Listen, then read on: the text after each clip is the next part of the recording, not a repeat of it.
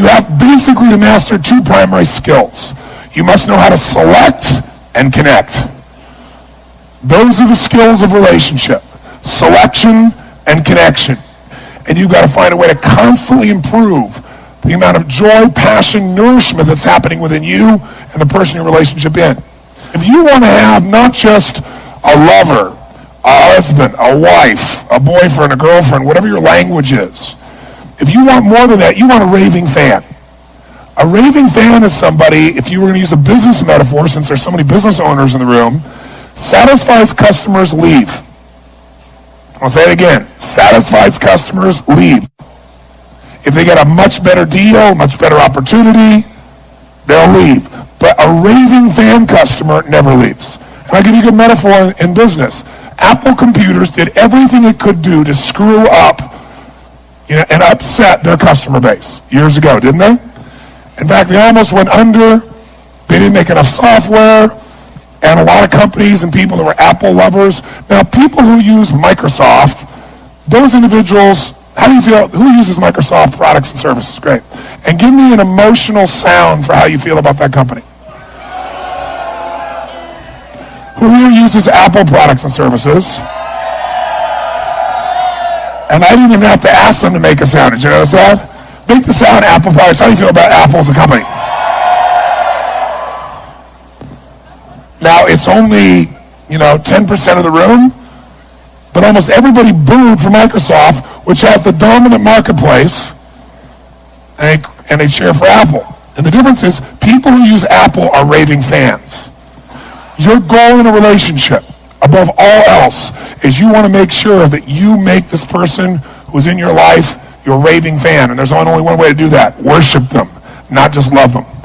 You got to worship them. If you want to have something that's extraordinary, because that person who is worshipped is not going to leave in a million years. And what makes them know they're worshipped is the following. You got to know, what do you really want? Because everyone is different. We all want love. We want the same needs. We got to know what we want. So some of you may be saying, well, Tony, this is all very interesting and dynamic, but I'm single and I don't have a relationship. You got to know how to start. The first step is to decide what's your vision for what you really want. What's your vision for what you really want? You can't make something happen until you get clear. What was the first step to taking something impossible and making it real? Focus. You need a vision. Without a vision, people what? Perish. You need a vision for your relationship. A vision for what is it I really want most in life? What would excite me? What would light me up? And I don't just mean a vision of what that person's supposed to look like and be like, or what values they have. That could be part of the vision. But also, what is your vision for what this relationship would create in the world that would inspire you to be in this relationship? Because without a vision of what the relationship's going to be, you're going to settle for whatever shows up.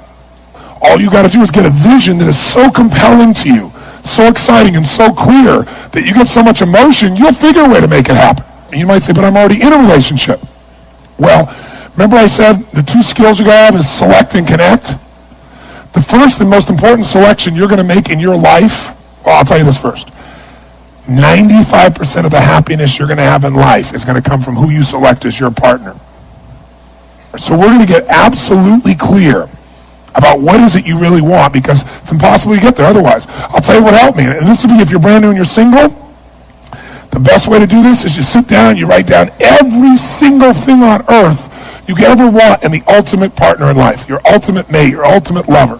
Mental, emotional, physical, spiritual, the way you guys would pitch and catch, what you would do together, how you'd share. But every detail, a level of specificity that normally you would think is insane. And then you got to make a second list, I learned. And I did this years ago. I made this list, and I read it. It was pretty cool. And then I got in a relationship, and in that relationship, I kind of let it grow because of what most people get in relationship with. I didn't select consciously. What makes a relationship work is things in common. Similar values, right? Similar dreams or goals or loves or desires.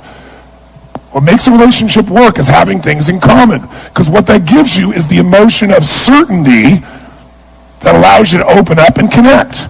People like people who are like whom?